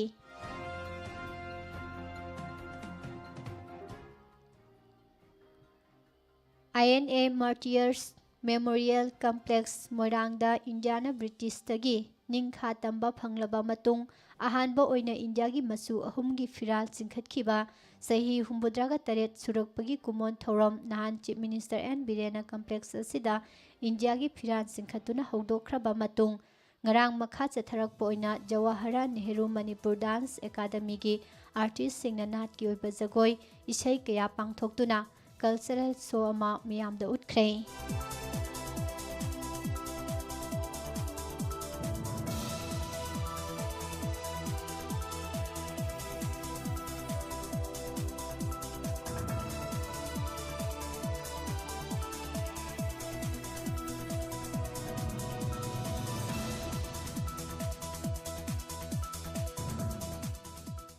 ꯅꯝꯕꯣꯜ ACꯒꯤ ꯃꯅꯨꯡ ꯆꯟꯕ ꯏꯁꯣꯛ ꯃꯈꯥ ꯂꯩꯀꯥꯏꯒꯤ ꯂꯥꯏꯔꯝ ꯃꯊꯛꯇ PWDꯒꯤ ꯃꯈꯥꯗ ꯂꯨꯄꯥ ꯀ꯭ꯔꯣꯔ 1,10,00,000 ꯆꯪꯅ ꯁꯥꯒꯗꯕ RCC ꯕ꯭ꯔꯤꯖ ꯑꯃ ꯑꯦꯛꯁ ꯌꯨꯅꯤꯌꯟ ꯃꯤꯅꯤꯁꯇꯔ ꯊꯧꯅꯥꯎꯖꯝ ꯆꯥꯎꯕꯅ ꯑꯊꯣꯏꯕ ꯃꯤꯊꯨꯡꯂꯦꯟ ꯑꯣꯏꯗꯨꯅ ꯉꯔꯥꯡ ꯎꯔꯦꯞ ꯎꯌꯨꯡ ꯇꯝꯈ꯭ꯔꯦ ꯍꯥꯏꯔꯤ꯫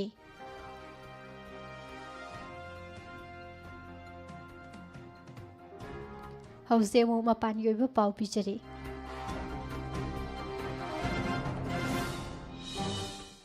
ꯆꯍꯤ 28 ꯁꯨꯔꯕ ISRO ꯁ꯭ꯄꯥꯏ ꯀꯦꯁꯀꯤ ꯃꯇꯥꯡꯗ ꯏꯅꯧ ꯅꯧꯅ ꯊꯤꯖꯤꯟꯅꯅꯕ ꯑꯣꯔꯗꯔ ꯇꯧꯈꯤꯕ ꯁꯨꯄ꯭ꯔꯤꯝ ꯀꯣꯔꯠꯀꯤ ꯋꯥꯔꯦꯞ ISROꯒꯤ ꯍꯥꯟꯅꯒꯤ ꯃꯀꯣꯛ ꯊꯣꯡꯕ ꯁꯥꯏꯟꯇꯤꯁꯠ S. ꯅꯝꯕꯤ ꯅꯥꯔꯥꯌꯟꯅ ꯁꯒꯣꯜꯁꯦꯟ ꯅꯨꯃꯤꯠꯇ ꯇꯔꯥꯝꯅ ꯑꯣꯛꯈ꯭ꯔꯦ꯫ ꯁ꯭ꯄꯥꯏ ꯀꯦꯁ ꯑꯁꯤꯗ ISROꯒꯤ ꯍꯥꯟꯅꯒꯤ ꯁꯥꯏꯟꯇꯤꯁꯠ ꯑꯁꯤꯕꯨ ꯂꯥꯟꯅ ꯃꯔꯥꯜ ꯁꯤꯔꯤꯕꯅꯤ, ꯃꯔꯥꯜ ꯑꯃꯠꯇ ꯂꯩꯇꯅ ꯃꯍꯥꯛꯄꯨ ꯃꯈꯜ ꯈꯨꯗꯤꯡꯃꯛꯀꯤ ꯍꯔꯥꯁꯃꯦꯟꯠ ꯄꯤꯈꯤ꯫ ꯁ꯭ꯄꯥꯏ ꯀꯦꯁ ꯑꯁꯤꯗ ꯂꯧꯇꯨꯅꯈꯤꯕ ꯂꯩꯕ꯭ꯔꯥ ꯍꯥꯏꯕ ꯋꯥꯐꯝ ꯌꯥꯎꯅ ꯑꯆꯨꯝꯕ ꯃꯔꯝ ꯈꯨꯗꯤꯡꯃꯛ ꯄꯨꯊꯣꯛꯅꯕ CBIꯗ ꯈꯪꯍꯜꯂꯤꯕ ꯁꯨꯄ꯭ꯔꯤꯝ ꯀꯣꯔꯠꯀꯤ ꯑꯅꯧꯕ ꯗꯤꯔꯦꯛꯇꯤꯕ ꯑꯁꯤ ꯃꯍꯥꯛꯅ ꯇꯔꯥꯝꯅ ꯑꯣꯛꯏ ꯍꯥꯏꯅ ꯅꯥꯔꯥꯌꯟꯅ ꯃꯈꯥ ꯇꯥꯅ ꯐꯣꯡꯗꯣꯛꯈꯤ꯫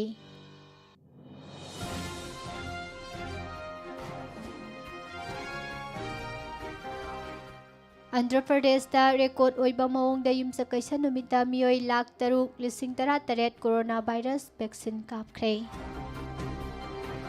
लाइबाग असिगी तोंगान तोंगानबा मफमसिंगदा मेडिकल ऑक्सीजन वाटपगी रिपोर्ट कया लैरिङैदा सेंटरगी माइकैदगी हौजिक ऑक्सीजन मतिक चाना लैरि हाइना सेंदोरकपगा लोइनना ऑक्सीजन की चांग वांगना मथौ तारिबा स्टेटसिंग खंगदोकनबा होनबा हौरे हाइरि हौजिक लैरिबा फिबमदा ऑक्सीजन हेना मथौ तारिबा स्टेटसिंग असि महाराष्ट्र गुजरात मध्य प्रदेश उत्तर प्रदेश दिल्ली अमसुंग छत्तीसगढ़नी स्टेटसिंग असिदा नतना कर्नाटका तमिलनाडु पंजाब अमसुंग राजस्थान दसु मेडिकल ऑक्सीजन सिजनबगी चांग वांखलकली हाइरि कोरोना वायरस थेंगननबा स्टेटसिंगना होनरकलिबसिंगदा मतेंग पांगसिनबा प्राइम मिनिस्टर नरेंद्र मोदीना लेबाग असिगी गवर्नर सिंगदा अपील तौख्रे केरला की चीफ मिनिस्टर पिनाराई विजयनना कोविड-19 की प्रोटोकॉल सिंग थुगाई हाइबा रिपोर्ट खरा फोंगनखिबा मतुंगदा विजयन की मायोक्ता केस अमा लौखतकदबनी हाइना union minister of state for external affairs V मुरलीधरनना फोंदोखरे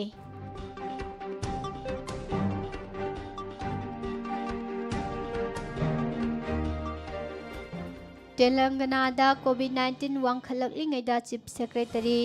सोमेश कुमारना सगोलसे नुमिता ऑफिशियल सिंगदा गवर्नमेंट अमसुंग प्राइवेट हॉस्पिटल सिंगी स्ट्रेंग हेंगतहननबा खंगनख्रे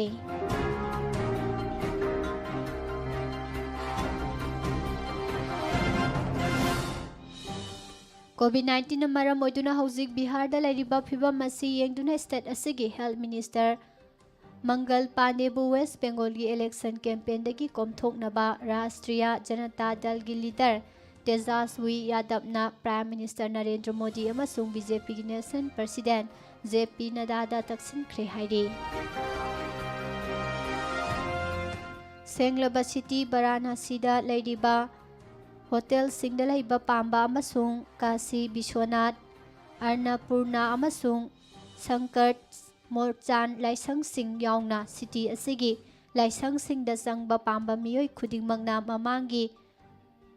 पुंग हुंबुद्रागा निथोयगी मनुंगदा नेगेटिव RT-PCR टेस्ट रिपोर्ट पाइगदबनी हाइना सिटी एडमिनिस्ट्रेशन लाउथोखरे हाइरि गुजरात असेंबली की लीडर ऑफ ओपोजिशन LOP ना सगोल से नुमिता बीजेपी की स्टेट चीफ CR पटेल अमसुंग बीजेपी की MLA हर्ष सिंघवी की मायोक्ता गुजरात हाईकोर्ट PIL अमा फाइल तौख्रे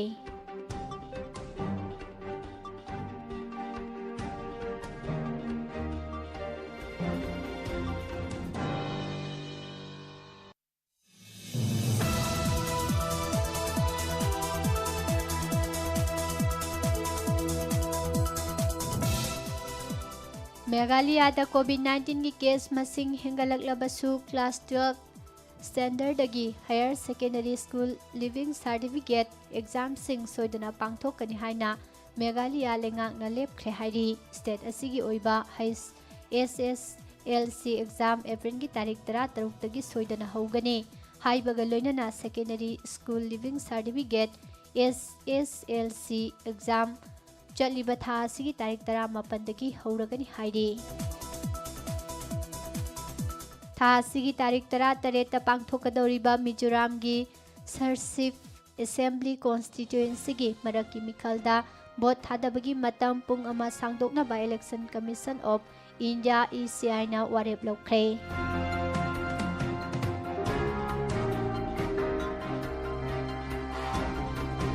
कोविड-19 की नोम सिंह पंगमद्रे हाइदुना असम की हेल्थ मिनिस्टर हिमंत बिश्वा शर्माना बिहू कमिटी सिंह की मथक्ता FIR सिंह फाइल तौरगनी हाइना किहनख्रे हेल्थ मिनिस्टर ना मखा ताना खंगहलखिबदा कनागुम्बा बिहू ऑर्गेनाइजिंग कमिटी ना नुमिदांगी पुंग 11 की मतुंगदा बिहू फंक्शन पांगथोकपा उरबदी मखोइगी मथक्ता FIR लॉर्स तौगनी हाइबगा लोइनना लोबो फागिनी खनबसिंग कानादबदा सही अहुमरी कोट काहनगनी हाइनसु अकनबा वाफम फोंदोखी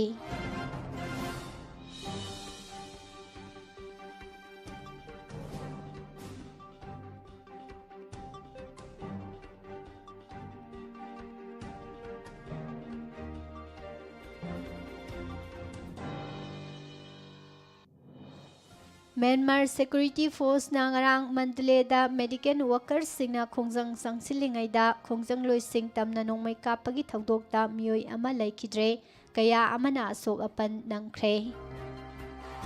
tungda lakadaba sahi singda Afghanistan laibakta tangdu leitaba lahenna bagidamag Asia da lairiba laibak sing maroina India Pakistan Russia China amasung Turkey na honafam thoi amadi makhuigi thodang yamna sawi haina US President Joe Biden na phongdorakli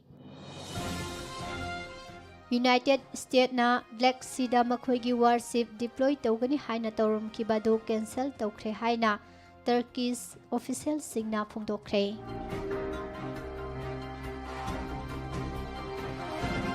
United States na Russia gi mathakta economy gi mari leinaba thabak thorom khudimakta athingba thamjille haina ngarang lauthokhi baga loinana diplomat tarasu expel tawre haina White House gi maikaidagi phongdokre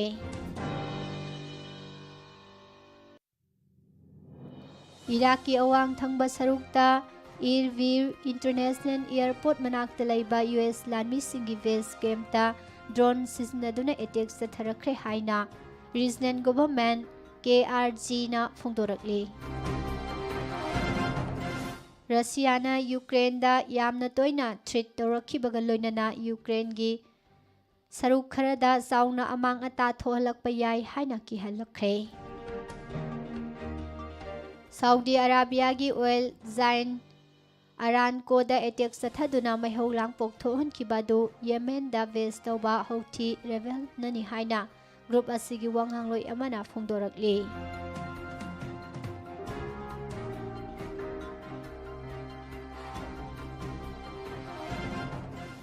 Pakistan da laiba French embassy na ngarang laibak asida lairiba French national sing amasung company sing matam kharagi oina Pakistan thadoktuna satnaba khangan khre French President Emmanuel Macron na Islam lai singi mayokta wa ngangi haina maral siraduna Pakistan gi group kharana irang horakpadagi embassy na French citizen sing matam kharagi oina Pakistan thadoktuna satki nana bagidamak khangan khibani hairi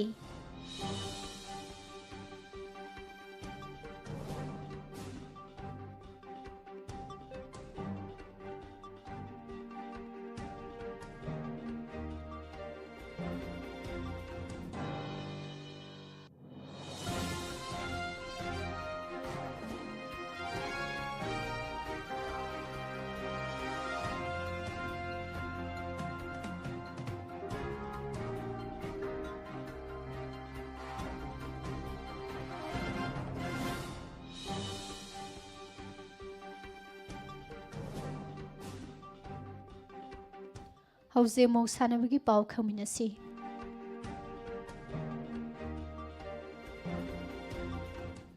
England gi football club Manchester City na Germany gi club Borussia Dortmund maithiba piduna Champions League football tournament ki semi final yoba ngamkhre adubu lebak asige topa football club Liverpool Spain gi football club Real Madrid ki makhuta maithiduna lehore Kazakhstan gi konong Almaty da pangthok Asian Wrestling Championship ta India gi nupi gi Leslar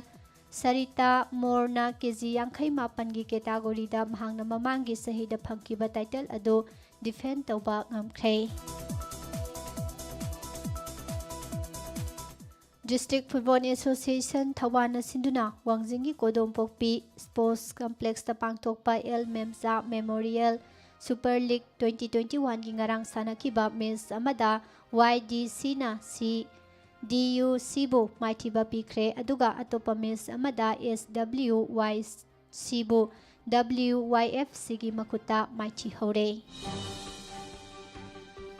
All Manipur Football Association na sinduna khumuksam Joy Kishan na sponsor tauba taramari suba Manipur State League Football Tournament 2021 gi ngarang sanakiba match Tournament asigi match amada Klasa FC na Neroka FC bu thoiba ngamkhre aduga atopa match amadana KIYC amadi ASU draw satkhre hairi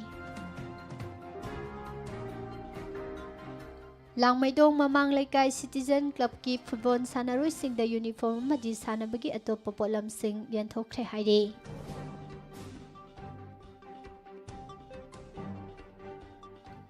Luwang ꯁꯪꯕꯝꯗ ꯂꯩꯕ ꯂꯨꯋꯥꯡ ꯄꯣꯛꯄ cricket ground Manipur cricket ꯑꯦꯁꯣꯁꯤꯌꯦꯁꯟꯅ ꯁꯤꯟꯗꯨꯅ ꯄꯥꯡꯊꯣꯛꯄ ꯑꯍꯨꯝꯁꯨꯕ MNCA Luwang ꯄꯣꯛꯄ T20 trophy 2021ꯗ ꯉꯔꯥꯡ ꯁꯥꯟꯅꯈꯤꯕ ꯇꯣꯉꯥꯟ-ꯇꯣꯉꯥꯟꯕ ꯃꯦꯆꯁꯤꯡꯗ TCM, DC ꯊꯣꯡꯖꯨ, SCCC ꯁꯤꯡꯖꯃꯩ, cyclone ꯊꯥꯡꯃꯩꯕꯟ ꯑꯃꯁꯨꯡ ꯕ꯭ꯂꯨ ꯍꯣꯛ ꯈꯨꯔꯥꯏꯅ ꯃꯈꯣꯏꯒꯤ ꯂꯝꯕꯥꯁꯤꯡꯕꯨ ꯃꯥꯏꯊꯤꯕ ꯄꯤꯈ꯭ꯔꯦ꯫ ꯕ꯭ꯔꯥꯏꯠ ꯁ꯭ꯇꯥꯔ ꯌꯨꯅꯤꯌꯟ ꯅꯣꯡꯄꯣꯛ ꯀꯛꯆꯤꯡꯅ ꯁꯤꯟꯗꯨꯅ ꯂꯝꯂꯥꯏ ꯑꯃꯁꯨꯡ ꯑꯟꯗ꯭ꯔꯣ ꯀꯦꯟꯗ꯭ꯔ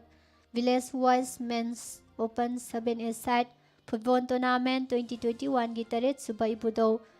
ꯈꯝꯂꯥꯡꯕꯝ ꯀꯞꯀꯤ ꯉꯔꯥꯡ ꯍꯧꯗꯣꯛꯄ ꯅꯨꯃꯤꯠꯀꯤ ꯃꯦꯆꯇ LSICA ꯂꯝꯂꯥꯏꯅ LALMFT ꯅꯣꯡꯄꯣꯛ ꯁꯟꯖꯦꯟꯕꯝꯕꯨ ꯄꯥꯟꯁꯤꯜ 2-0ꯗ ꯃꯥꯏꯊꯤꯕ ꯄꯤꯈ꯭ꯔꯦ꯫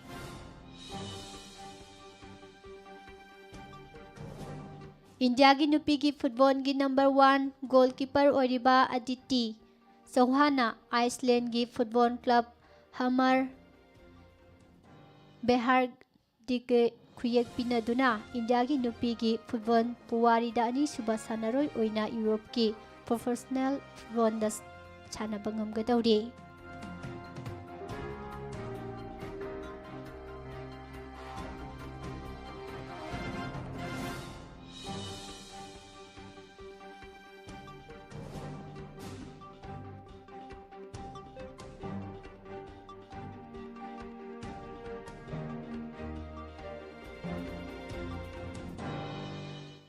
ꯃꯍꯥꯔꯥꯁꯇ꯭ꯔꯒꯤ ꯀꯣꯅꯨꯡ ꯃꯨꯝꯕꯥꯏꯗ ꯂꯩꯕ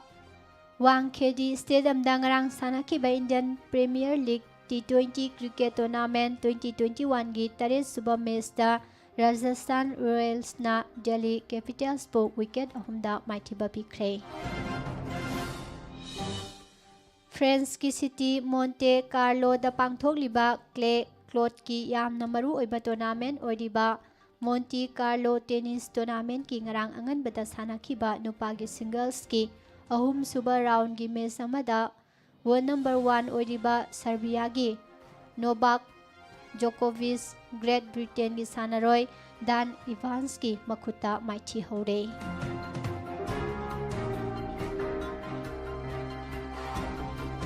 ꯖꯄꯥꯟꯒꯤ ꯔꯨꯂꯤꯡ ꯄꯥꯔꯇꯤꯒꯤ ꯃꯀꯣꯛ ꯊꯣꯡꯕ ꯃꯦꯝꯕꯔ ꯑꯃꯅ ꯐꯣꯡꯗꯣꯔꯛꯈꯤꯕ ꯃꯇꯨꯡ ꯏꯟꯅ ꯆꯍꯤ ꯑꯁꯤꯒꯤ ꯖꯨꯂꯥꯏꯒꯤ ꯇꯥꯔꯤꯛ 22ꯗꯒꯤ ꯄꯥꯡꯊꯣꯛꯀꯅꯤ ꯍꯥꯏꯅ ꯁꯤꯜꯂꯤꯕ ꯇꯣꯀꯤꯌꯣ ꯑꯣꯂꯤꯝꯄꯤꯛ ꯒꯦꯝꯁ ꯑꯁꯤ ꯂꯩꯕꯥꯛ ꯑꯁꯤꯗ COVID-19 ꯀꯦꯁ ꯃꯁꯤꯡ ꯅꯧꯅ ꯍꯦꯟꯒꯠꯂꯛꯂꯤꯕ ꯑꯁꯤꯅ ꯃꯔꯝ ꯑꯣꯏꯔꯒ ꯇꯣꯛꯄ ꯌꯥꯅ ꯂꯩꯔꯦ ꯍꯥꯏꯔꯤ꯫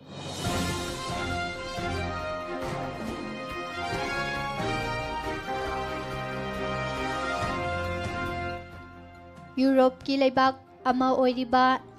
ꯂꯥꯠꯚꯤꯌꯥꯒ ꯏꯟꯗꯤꯌꯥꯒꯤ ꯅꯨꯄꯤꯒꯤ ꯇꯦꯅꯤꯁ ꯇꯤꯝꯅ ꯋꯥꯔꯜꯗ ꯒ꯭ꯔꯨꯞ ꯄ꯭ꯂꯦꯑꯣꯐꯀꯤ ꯑꯣꯏꯅ ꯅꯧꯅ ꯃꯤꯡꯊꯣꯜ ꯄꯤꯈ꯭ꯔꯕ ꯕꯤꯂꯤ ꯖꯤꯟ ꯀꯤꯡ ꯀꯞꯇ ꯌꯨꯝꯕꯨ ꯑꯣꯏꯔꯤꯕ ꯂꯥꯠꯚꯤꯌꯥꯒ ꯂꯝꯕꯥ ꯇꯧꯅꯅꯕ ꯑꯀꯟꯕ ꯃꯑꯣꯡꯗ ꯁꯦꯝ ꯁꯥꯕ ꯂꯣꯏꯈ꯭ꯔꯦ꯫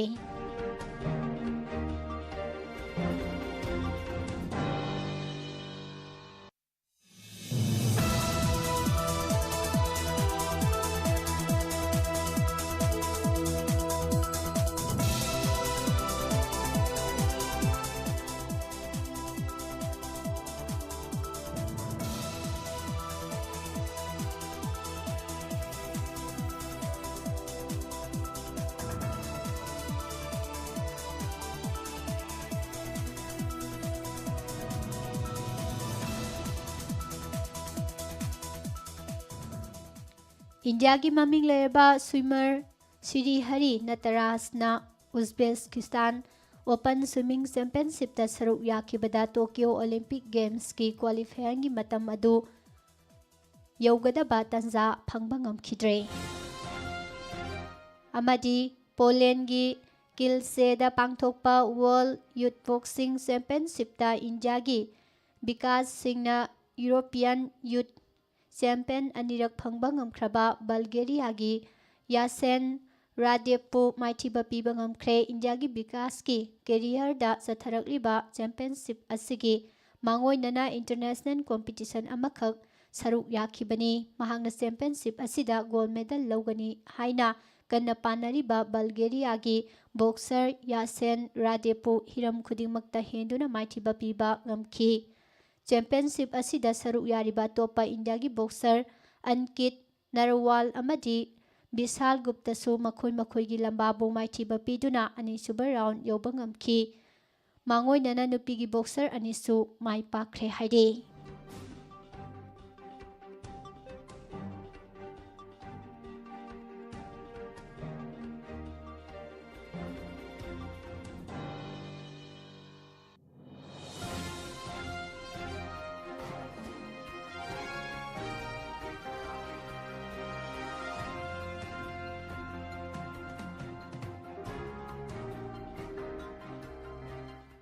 ꯂꯣꯏꯁꯤꯜꯂꯛꯄꯗ ꯃꯔꯨꯑꯣꯏꯕ ꯄꯥꯎ ꯑꯃꯨꯛ ꯄꯤꯖꯔꯤ꯫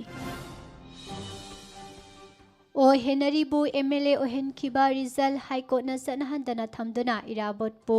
ꯋꯥꯡꯈꯩꯒꯤ MLAꯅꯤ ꯍꯥꯏꯗꯨꯅ ꯂꯥꯎꯊꯣꯛꯈ꯭ꯔꯦ꯫ ꯀꯧꯕ꯭ꯔꯨ ꯂꯩꯈꯥꯗ ꯂꯥꯏꯅꯤꯡꯊꯧ ꯁꯅꯥꯃꯍꯤ ꯂꯥꯏꯁꯪꯒꯤ ꯁꯔꯨꯛ ꯈꯔ ꯃꯩ ꯊꯥꯔꯝꯂꯦ ꯍꯥꯏꯔꯤ꯫ ꯂꯩꯕꯥꯛ ꯑꯁꯤꯗ ꯀꯣꯚꯤꯗ-19ꯒꯤ ꯑꯅꯧꯕ ꯀꯦꯁ ꯊꯦꯡꯅꯕꯒꯤ ꯆꯥꯡ ꯑꯇꯤꯌꯥ ꯄꯛꯅ ꯋꯥꯡꯈꯠꯂꯛꯄꯒ ꯂꯣꯏꯅꯅ ꯅꯣꯡꯃ ꯈꯛꯇꯪꯗ ꯔꯦꯀꯣꯔꯗ ꯑꯣꯏꯅ ꯀꯦꯁ ꯂꯥꯈ 2 ꯍꯦꯟꯅ ꯊꯦꯡꯅꯈ꯭ꯔꯦ꯫ ꯃꯩꯇꯩꯅ ꯀꯅꯥꯒꯨꯝꯕ ꯑꯃꯠꯇꯕꯨ ꯃꯥꯡꯅꯅꯕ ꯁꯤꯟꯈꯤꯕ ꯂꯩꯇ꯭ꯔꯤ ꯍꯥꯏꯅ MP ꯂꯩꯁꯦꯝꯕ ꯁꯅꯥꯖꯥꯎꯕꯅ ꯐꯣꯡꯗꯣꯔꯛꯂꯤ꯫ ꯃ꯭ꯌꯥꯟꯃꯥꯔꯗꯒꯤ ꯂꯥꯟꯖꯦꯜꯂꯛꯄꯁꯤꯡ ꯀꯣꯏꯆꯠ ꯆꯠꯇꯨꯅ ꯂꯩꯍꯟꯕꯤꯒꯅꯨ ꯍꯥꯏꯅ ꯀꯣꯀꯣꯃꯤꯒꯤ ꯃꯥꯏꯀꯩꯗꯒꯤ ꯐꯣꯡꯗꯣꯔꯛꯂꯤ꯫ ꯀꯣꯚꯤꯗ-19 ꯅꯦꯒꯦꯇꯤꯚ ꯑꯣꯏꯕꯒꯤ ꯔꯤꯄꯣꯔꯠ ꯄꯥꯏꯗꯅ ꯃꯄꯥꯟꯗꯒꯤ ꯂꯥꯛꯄꯁꯤꯡ ꯃꯅꯤꯄꯨꯔꯗ ꯆꯪꯂꯛꯄ ꯑꯦꯄ꯭ꯔꯤꯜꯒꯤ ꯇꯥꯔꯤꯛ 19ꯗꯒꯤ ꯊꯤꯡꯈ꯭ꯔꯦ꯫ ꯑꯦꯛꯇꯤꯚ ꯀꯦꯁ ꯃꯁꯤꯡ 198 ꯌꯧꯔꯦ꯫ ꯚꯦꯛꯁꯤꯟ ꯀꯥꯞꯄ ꯃꯤꯑꯣꯏ ꯂꯥꯈ 1 ꯍꯦꯟꯈ꯭ꯔꯦ꯫ NEET PG ꯑꯦꯛꯖꯥꯝ ꯌꯩꯊꯣꯛꯂꯦ ꯍꯥꯏꯔꯤ꯫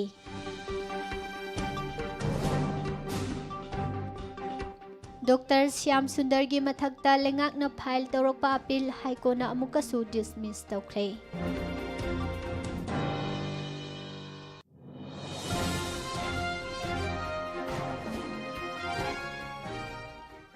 INAꯒꯤ ꯀꯝꯄ꯭ꯂꯦꯛꯁꯇ ꯄꯥꯡꯊꯣꯛꯄ ꯂꯩꯉꯥꯛꯀꯤ ꯊꯧꯔꯝ ꯃꯔꯤꯡ ꯃꯔꯥꯡꯍꯟꯕꯗ ꯃꯣꯏꯔꯥꯡꯒꯤ ꯃꯤꯌꯥꯝ ꯄꯦꯟꯅꯗ꯭ꯔꯦ ꯍꯥꯏꯔꯤ ꯑꯃꯗꯤ ꯁꯅꯥ ꯂꯩꯕꯥꯛ ꯄꯥꯎꯆꯦꯒꯤ ꯔꯣꯕꯤꯟꯁꯟꯅ ꯃꯦꯗꯤꯌꯥ ꯀꯦꯝꯄꯦꯟꯒꯤ ꯐꯣꯇꯣ ꯀꯣꯝꯄꯤꯇꯤꯁꯟꯗ ꯃꯀꯣꯛ ꯑꯣꯏꯔꯦ꯫ ꯄꯤꯖꯔꯤꯕ ꯄꯥꯎꯁꯤꯡ ꯑꯁꯤꯒ ꯂꯣꯏꯅꯅ ꯍꯧꯖꯤꯛꯀꯤ ꯑꯣꯏꯅꯗꯤ ꯅꯨꯡꯇꯤꯒꯤ ꯐꯣꯡꯂꯤꯕ ꯄꯥꯎꯆꯦꯁꯤꯡꯗꯒꯤ ꯂꯧꯊꯣꯛꯆꯕ ꯃꯔꯨꯑꯣꯏꯕ ꯄꯥꯎꯁꯤꯡ ꯃꯤꯌꯥꯝꯗ ꯄꯤꯖꯕ ꯂꯣꯏꯁꯤꯟꯖꯔꯤ꯫ ꯇꯥꯕꯤꯔꯤꯕꯁꯤꯡꯕꯨ ꯑꯃꯨꯛꯀ ꯍꯟꯅ ꯄꯨꯁꯄꯔꯥꯅꯤ ꯂꯥꯏꯁ꯭ꯔꯝꯅ ꯈꯨꯔꯨꯝꯖꯔꯤ꯫